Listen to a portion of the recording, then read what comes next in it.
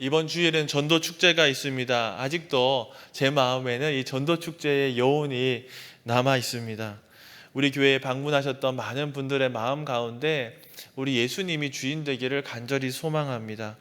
복음을 듣고 자신을 돌아보고 주 앞에 자신을 내어놓고 애통하면서 그렇게 회심의 역사가 있으면 좋겠습니다.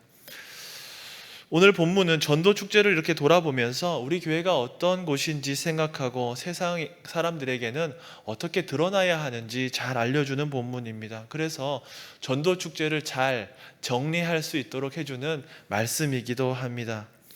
성도님들, 가와만사성이라는 말을 들어보셨지요?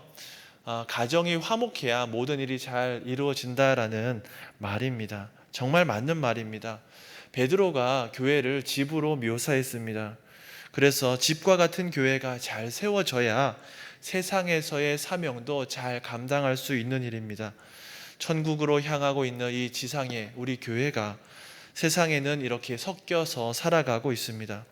교회가 세상 속에 있는 것은 당연하지만 세상과는 구분되어야 하고 바르게 잘 세워져야 됩니다.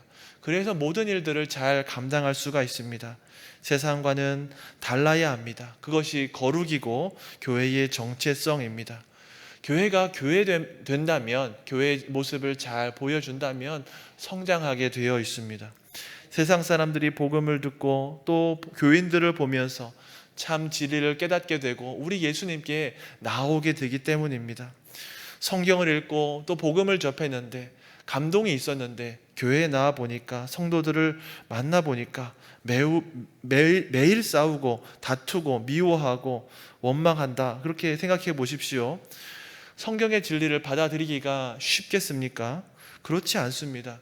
그런데 반대로 성경을 읽고 예수님을 알게 되고, 그래서 교회에 나와서 성도님들의 모습을 보니까 참 예수님의 모습을 그 가운데서 발견하고, 우리 신자들의 삶을 통하여서 우리 예수님이 기도하시는 것을 발견하고 예수님의 섬김을 발견한다면 우리 구주 예수님을 발견하기가 쉽고 영접하기가 은혜로울 것입니다.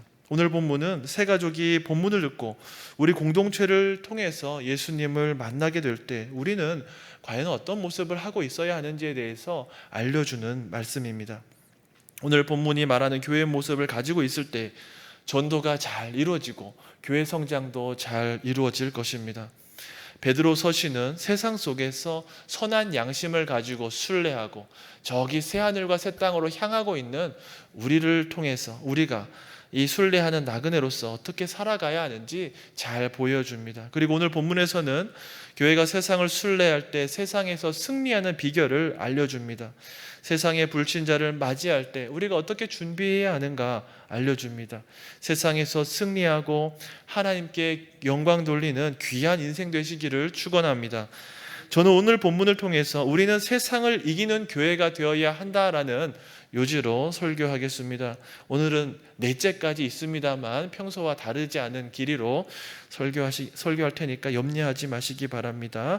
첫째, 세상을 이기기 위해 종말 신앙으로 깨어 기도해야 한다. 둘째, 세상을 이기기 위해 끝까지 서로 사랑해야 한다. 셋째, 세상을 이기기 위해 낯선 자를 환대해야 한다. 넷째, 세상을 이기기 위해 은사대로 섬겨야 한다입니다. 첫 번째, 세상을 이기기 위해 종말 신앙으로 깨어 기도해야 합니다. 7절 말씀 함께 읽어봅시다. 만물의 마지막이 가까이 왔으니 그러므로 너희는 정신을 차리고 근신하여 기도하라. 예수님이 이 땅에 오셨을 때부터 말세가 시작되었습니다. 그래서 그리스도인의 시간관도 재정립되었습니다. 이제는 예수님이 오신 이후로부터는 말세라는 것이 세상 끝이라는 것입니다. 예수님이 오셨을 때부터 사탄의 나라가 끝났기 때문에, 예수님께서 사탄의 나라를 쳐서 멸하셨기 때문에 세상 나라가 끝났고 말세가 시작되었습니다. 예를 들어 보겠습니다. 1945년 8월 6일 아침에 히로시마에 원자폭탄이 떨어졌습니다.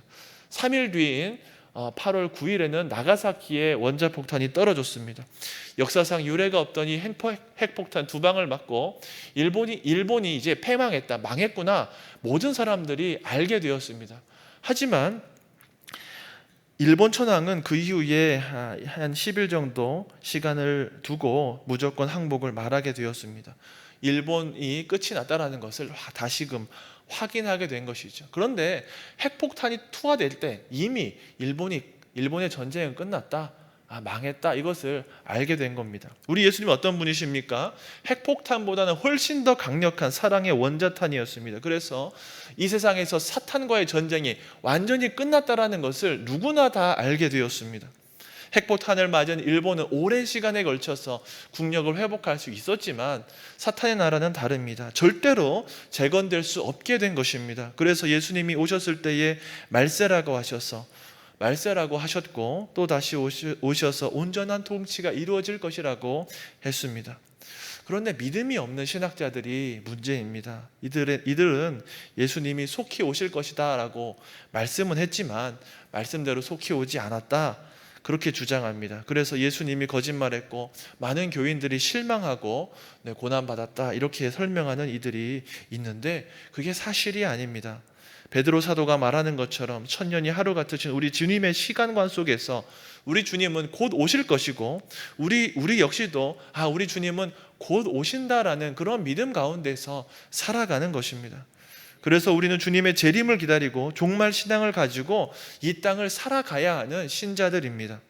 우리 교회 마당에 있는 미술 작품 아시지요?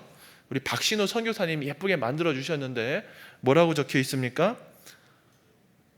아멘 주 예수여 어서 오시옵소서, 이렇게 쓰여 있습니다. 이게 종말 신앙입니다. 우리 교회 앞마당에 반짝반짝 빛나고 있습니다. 지금도 켜져 있습니다. 당직 근무를 할 때, 당직 근무가 시작되면 이 조형물에 불을 딱 켭니다. 그리고 마칠 때 이 조명을 끄는데 이 조명을 켜고 끄면서 제가 무슨 생각을 할까요? 예수님 어서 오십시오. 제가 애가 4명이 있고 애가 아직 다 크려면 아직 시간이 많이 남아 있지만 그래도 원망스럽지 않습니다. 예수님 오시는 게 더 좋습니다. 우리 교회에 해야 할 일이 참 많이 있지만 우리 예수님 오시는 게 더 좋습니다. 어서 오시면 좋겠습니다 하면서 제가 불을 켜고 끄고 그렇게 합니다. 우리에게 부족한 것이 많다 하더라도 우리 주님이 오셨을 때 어떻습니까? 완전하게 될 것입니다. 성숙하게 될 것입니다. 온전하게 될 것입니다. 오늘 본문 7절에 만물의 마지막이라고 번역되었습니다. 그런데 이 마지막이라고 번역된 헬라어 단어가 조금 남다릅니다. 원래는 이 마지막이라는 헬라어 단어가 엑스카토스라는 단어를 많이 쓰는데 여기서는 텔로스라는 단어를 썼습니다. 온전해질 것이다, 완전해질 것이다 라는 말이 이 텔로스입니다. 만물이 온전해질 것이다 라는 의미입니다. 주님이 다시 오시는 날을 바라보며 정신 차리고 기도해야 합니다. 이 말은 우리의 기도가 어디로 향해야 하는지를 알려주는 말입니다. 예수님이 기도하셨던 것처럼 저 하나님의 나라를 바라보고 하나님의 뜻을 생각하고 천국이 이 땅에 임하기를 바라고 온전해질 것을 바라보면서 기도하라는 의미입니다. 천국의 원리가 이 땅에도 통용되게 해주십시오. 새 하늘과 새 땅의 완성을 바라보면서 기도하고 이 땅에서 주님과 같이 최선을 다해서 살아가리라 다짐하는 그런 기도입니다. 그런데 세상에도 기도 생활이 있지요. 옛날에는 천지신명에게 정화수도 넣고 빌기도 했습니다. 여러 가지 신상을 만들어서 빌기도 했습니다. 내가 원하는 것을 두고 정성을 들이면 이루어질 것이다, 그런 믿음을 가지고 한 것입니다. 그런데 우리 주님이 알려주시는 믿음과 기도는 무엇입니까? 내가 원하고 내가 바라는 것에 앞서서 하나님의 나라와 그 뜻이 이 땅에 이루어지는 것입니다. 만물이 온전하게 되고 마침내 새 하늘과 새 땅이 이 땅에 이루어지는 것을 바라는 것이죠. 베드로 서신에서 살펴보는 대로 이 새로운 창조의 시작은 바로 나로부터 시작되는 것입니다. 내가 변하는구나. 죄인의 괴수와 같은 내가 조금씩 바뀌어가는구나. 기적입니다. 예수님을 모르고 믿음이 없었던 내가 바뀌어가는 것이 기적이고 새 창조입니다. 나로부터 시작하여 분명한 증거를 발견하고 만물의 마지막, 만물의 온전함을 기대하시는 저와 여러분 되시기를 축원합니다. 두 번째, 세상을 이기기 위해 끝까지 서로 사랑해야 합니다. 저희 어머니가 좋아하는 모임이 있는데 교회 모임입니다. 출석하는 교인분들과 예배드리고 또 놀러 가시고 놀러 가고 이렇게 교제하시는 걸 좋아합니다. 뿐만 아니라 과거에 같이 신앙생활했던 옛적의 신앙 동지들 다시 모여가지고 전국에서 다 모아가지고 이 권사님들이랑 같이 마실 놀러 다니시는 것을 좋아하십니다. 너무 좋아하셔가지고 제가 종종 이 마실 프로그램을 짜서 이렇게 갖다 바치기도 합니다. 이 권사님들끼리 종종 모여서 정치 이야기를 하면 종종 코드가 맞지 않을 때도 있다고 하는데, 그럼에도 불구하고 크게 문제가 안 된다고 합니다. 왜 그럴까요? 믿음의 형제 자매이기 때문에 그렇습니다. 하늘의 원리를 바라보고 하나님 나라 천국을 바라보고 함께 일하고 있는 동지이기 때문에 중요한 것이 무엇인지 알기 때문입니다. 우리 어머니가 앞으로도 믿음의 동역자들과 즐거운 교제를 나누실 것입니다. 어머니를 예로 들겠지만 사실은 우리 모두가 그렇습니다. 우리 옆에 우리 가족이나 믿음의 동역자가 없으면 우리가 하나님의 말씀대로 사는 것이 가능할까요? 불가능할까요? 불가능합니다. 전혀 할 수가 없습니다. 오늘 8절 말씀 같이 읽어봅시다. 무엇보다도 뜨겁게 서로 사랑할지니 사랑은 허다한 죄를 덮느니라. 여러분, 혼자서 사랑하실 수 있습니까?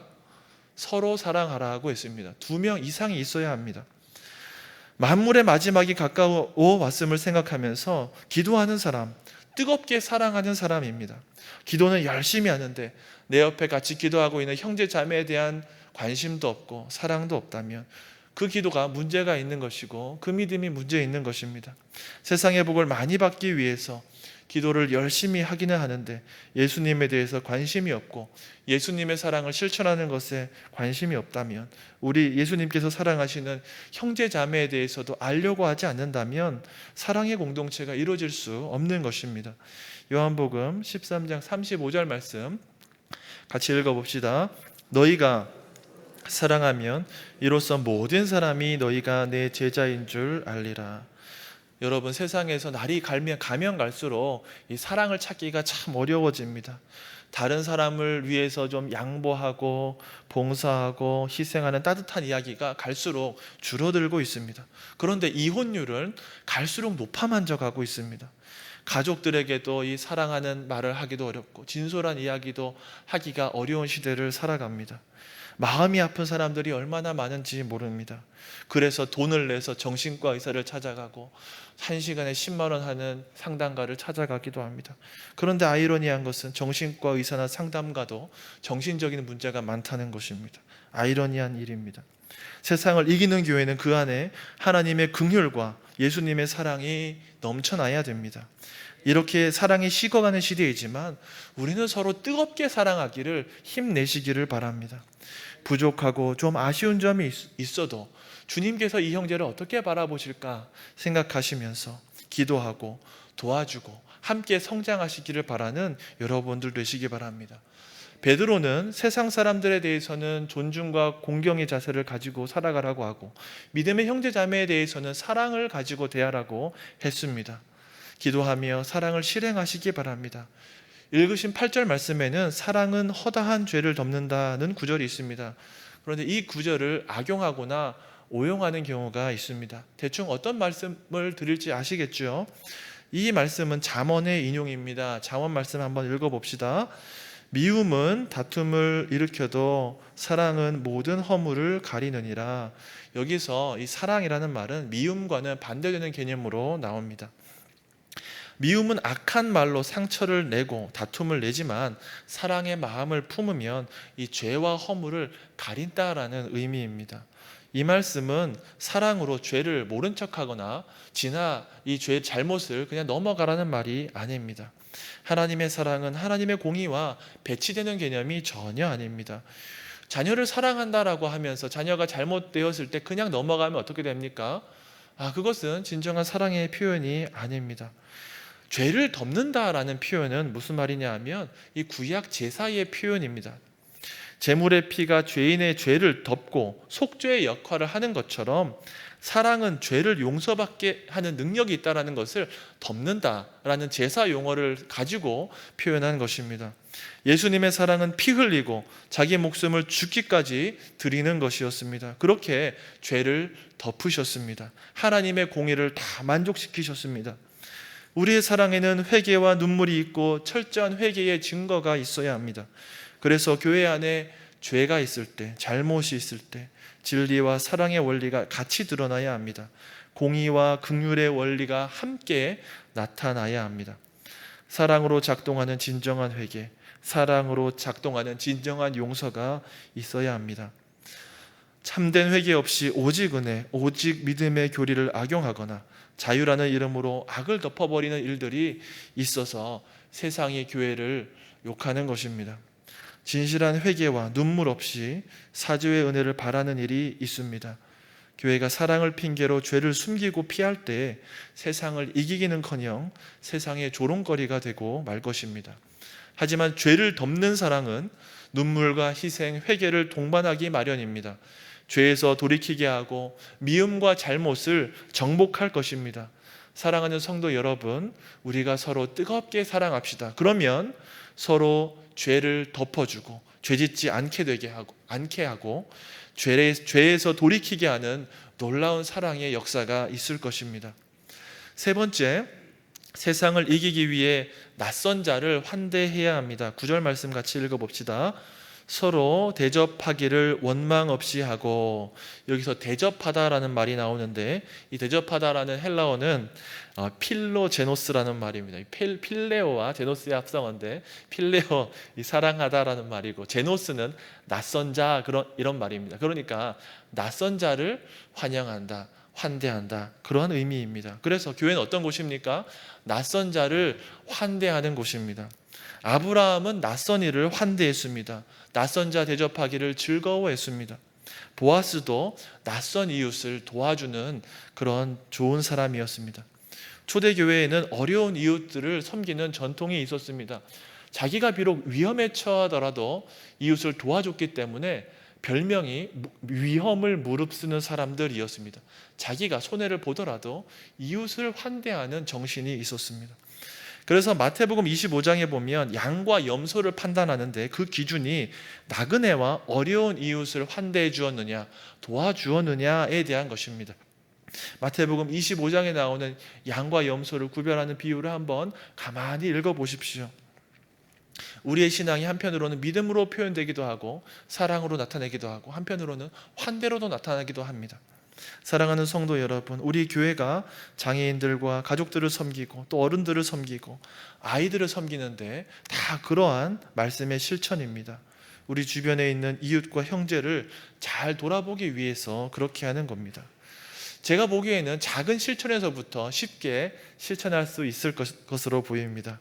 저희 부부가 아이들을 이렇게 잘 키우는데 종종 이렇게 힘들어하니까, 그리고 1번, 2번, 3번 너무 힘 안 들었는데 4번이 조금 힘듭니다. 그래가지고 조금 힘들어하니까 류모 집사님이 사모님, 목사님 힘드시죠? 제가 이 4번을 한번 1박 2일 동안 감당해 보겠습니다 하고 끌고 가셨습니다. 과연 될까? 이게 쉽지 않은데. 그런데 씻기고 재우고 어린이집까지 보내시는 겁니다. 와, 너무 대단하다. 우리 집에도 평화가 찾아왔구나. 그런데 이 하루가 아니고 또 다음에 또 가는 겁니다. 이 금요기도에 마치니까 이 대로를 건너가지고 제2의 엄마가 계신 곳으로 가야겠답니다. 거기에 있는 오빠, 누나, 이제 제2의 형제 자매로 인식하고 있는 겁니다. 제가 이런 말씀 드리는 것은 제 아이 데려가서 키워달라는 말이 아니고 서로 사랑하고 대접하는 삶이 되자라는 것입니다. 저도 금요 기도회 마치고 집에 가면 우리 집에 애가 4명이니까 집에 4명이 누워 있어야 되는데 어떤 날은 7명이 누워 있고 어떤 날은 8명이 누워 있습니다. 5살짜리 되는 교회 친구가 누워와서 1박 2일 한다고 와서 앉아있고 2박 3일도 하고 그래가지고 토요일 날 막 8명에서 10명에서 손잡고 다니는 그런 경우가 있습니다. 서로 가정의 문턱을 낮추고 교제하고 순모임도 하고 모이고 사랑을 나누면 너무 좋겠습니다. 이렇게 참된 교회가 회복될 때에 세상을 이기는 교회가 됩니다. 참된 교회의 핵심적인 요소들을 학자들이 몇 가지로 구분합니다. 캐리그마도 있고 디다케도 있고 코이노니아, 디아코니아 이렇게 있는데 현대 교회에서 가장 부족한 부분을 꼽으라고 한다면 코이노니아일 것입니다. 예배도 혼자 드리기를 원해서 개인 의자가 있는 대형 교회를 찾아가는 그러한 문화가 있습니다. 신방도 사라져가고 있습니다. 개교회주의가 얼마나 심한지 모릅니다. 연합하려고 하는 게 참 힘이 듭니다.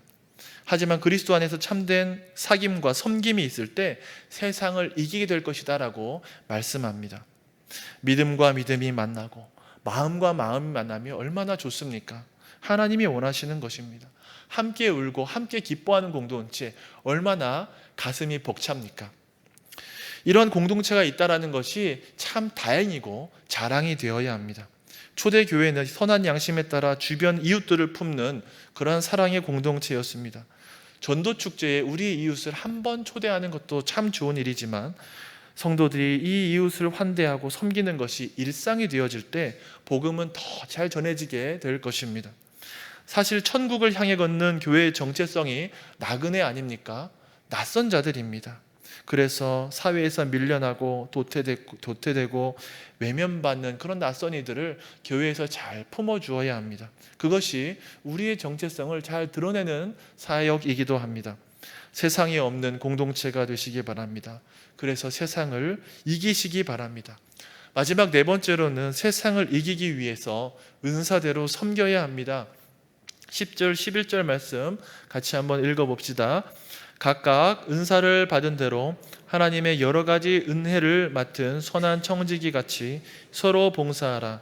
만일 누가 말하려면 하나님의 말씀을 하는 것 같이 하고 누가 봉사하려면 하나님이 공급하시는 힘으로 하는 것 같이 하라. 이는 범사에 예수 그리스도로 말미암아 하나님이 영광을 받으시게 하려 함이니 그에게 영광과 권능이 세세에 무궁하도록 있느니라. 아멘. 본문에 보면 은사를 받은 대로 선한 청지기 같이 서로 봉사하라라고 했습니다. 이 청지기라는 단어가 나오는데 오늘 헬라어가 조금 많은데 이게 헬라어는 오이코노모스라는 말입니다. 이게 오이코스라는 말은 집이라는 말이고 노모스란 말은 법, 율법 이런 뜻입니다. 그러니까 이 청지기라는 말은 집에서 그 집의 질서와 법대로 관리하고 운영하는 집사라는 뜻입니다. 내가 집 주인은 아니지만 그 집의 법과 질서대로 그 책임과 권한을 위임받아서 선하게 일하는 사람이 바로 청지기입니다. 우리는 누구입니까? 우리 주님께서 우리에게 맡기신 가정과 교회와 세상에서 하나님의 법과 질서와 권한을 책임을 위임받아서 일하고 있는 청지기입니다. 바울은 교회를 그리스도의 몸이라고 자주 표현했지만 베드로는 하나님의 집이라고 비유했습니다. 그래서 우선적으로 우리는 주님 주신 은사를 사용해서 하나님의 집을 세워가야 합니다. 그런 청지기입니다. 목사님이나 장로님, 권사님만 교회를 세우는 것이 아닙니다. 오늘 본문에 보면 각각 모두에게 은사를 주셨다. 그래서 교회를 세우게 하셨다. 하나님의 집을 세워가라고 하셨다라고 합니다. 가만히 생각해 보십시오. 이번 전도축제가 잘 이루어진 것도 모두에게 주신 하나님의 은사를 잘 사용했기 때문입니다. 추진하고 또 격려하는 장로님과 당회가 있었습니다. 교역자들이 말씀을 감당했고 우리 집사님들이 선물도 준비하시고 또 식사도 준비하시고 또 여러 가지 각종 노가다도 하시고 사회도 멋지게 보시고 하나님이 주신 달란트로 이 모양 저 모양으로 열심히 섬기셨습니다. 그래서 이 하나의 사역도 잘 감당하게 된 것입니다. 이렇게 우리가 하나님 주신 은사대로 잘 일하게 되면, 은사대로 하게 되면 어떠한 일이 있습니까? 본문에 보시면 하나님의 은혜가 있습니다. 각각 은사대로 일할 때에 하나님의 은혜가 있습니다. 여러 가지 하나님의 은혜가 드러나게 됩니다. 교회의 부흥은 무엇입니까? 하나님께서 우리에게 주신 은사대로 우리가 각각 서로 봉사할 때에 하나님의 은혜가 나타나기 때문에 이루어지는 것입니다. 나의 힘이나 나의 공로로 되는 것이 아니라는 말입니다. 하나님의 은혜가 있기 때문에 가능한 것입니다. 그래서 나의 공로를 주장하는 것이 아니라 하나님의 은혜입니다. 이렇게 말하게 됩니다. 사랑하는 성도 여러분, 하나님이 우리에게 원하시는 것이 무엇입니까? 하나님이 주신 은사대로 일하는 것입니다. 그래서 내가 모든 것을 다 해야 하는 것이 아니지요. 서로 봉사할 때, 각각의 은사대로 봉사할 때 하나님의 은혜가 나타납니다. 내가 이것도 해야 돼, 저것도 해야 돼 하면 그러다가 선을 넘어갈 수 있습니다. 형제가 해야 되는 것도 내가 하려고 하고 하나님이 해야 하는 것도 내가 하려고 해서 선을 넘어가서 은혜가 되지 못하는 경우가 있습니다. 내 욕심을 따르기 때문이지요. 세상에서는 사장이나 대표가 뭐든지 다 하려 할 수 있고 성과도 낼 수 있지만 교회는 그런 곳이 아닙니다. 하나님이 주신 은사대로 직분대로 서로 봉사할 때 하나님의 은혜가 있을 것입니다. 11절에 보면 그 은혜가 크게 두 부분으로 나눠집니다. 가만히 보면 말하는 은사가 있고 섬기는 은사가 있습니다. 그래서 섬기는 것도 하나님의 말씀 가운데 하라는 것이죠. 고린도전서 12장에 보면 바울이 여러 가지 성령님의 사역을 가지고 은사를 설명했는데 그 성령님의 사역을 베드로는 여기에서 크게 두 부분으로 나눈 것입니다. 이 두 부분은 예수님이 우리에게 하라고 하신 지상 명령에 그대로 나와 있습니다. 예수님이 분부한 모든 것을 가르치고 지키게 하라고 하셨는데 그것을 위한 은사입니다. 사랑하는 성도 여러분, 나는 교회에 직분이 없으니까 봉사할 이유가 없다고 생각하지는 않으십니까? 반대로 나에게 있는 능력과 지혜와 은사로 교회를 세워나가야 한다고 생각하지는 않으십니까? 오늘 말씀을 통해서 생각을 교정하시기 바랍니다. 나에게 주신 은사대로 서로 봉사하시기 바랍니다. 주님이 주신 은사가 없는 사람은 아무도 없습니다. 모두에게 주신 은사가 다를 뿐입니다. 그 주신 은사대로 서로 섬길 때 하나님의 은혜가 있을 것입니다. 하나님의 은혜로 역사가 이루어질 것입니다. 그래서 11절 말씀대로 하나님의 영광이 드러날 것이고 우리의 삶 가운데에는 찬송이 넘쳐나게 될 것입니다. 말씀을 맺습니다. 우리가 함께하는 이 교회는 어떤 곳입니까? 베드로의 표현에 따르면 하나님이 주인 되시는 집입니다. 하나님이 은사를 주시고 은혜를 베푸시고 자라나게 하는 곳이 하나님의 집입니다. 그런 교회가 세상을 부끄럽게 만들 것입니다. 세상을 이기고 정복할 곳입니다. 세상 사람들이 교회를 바라보고 교인들과 소통할 때 이 교회는 세상과 전혀 다른 질서와 법이 있구나. 이곳에는 하나님의 질서와 하나님의 법이 있구나. 하나님의 사랑과 하나님의 은혜가 넘쳐나는구나 라고 말하면서 하나님께 영광을 돌리게 되고 주님께 돌아오는 귀한 역사가 있게 될 것입니다. 한스 퀸이라는 교회학자가 교회를 이렇게 정의했습니다. 교회는 그리스도의 주권이 절대적으로 지배하는 곳이다. 정말 그렇게 되었으면 좋겠습니다. 예수님이 이 땅에 오신 이후 이제는 우리가 말세를 살게 되었습니다. 예수님 때문에 하나님 나라가 이 땅에도 시작되었고 이 시작된 하나님 나라는 곧 완성을 앞두고 있습니다. 이 예수님의 가르침을 생각하고 함께 기도하고 서로 사랑하고 또 죄를 정복해 갑시다. 서로 원망하지 않고 서로 대접하면서 하나님이 주신 은사대로 서로 봉사합시다. 그러면 하나님의 은혜가 있을 것입니다. 하나님이 영광 받으실 것입니다. 우리의 존재의 이유가 나타날 것입니다. 우리를 통해서 하나님의 영광과 권능이 드러나기를 주님의 이름으로 간절히 축원합니다. 아멘.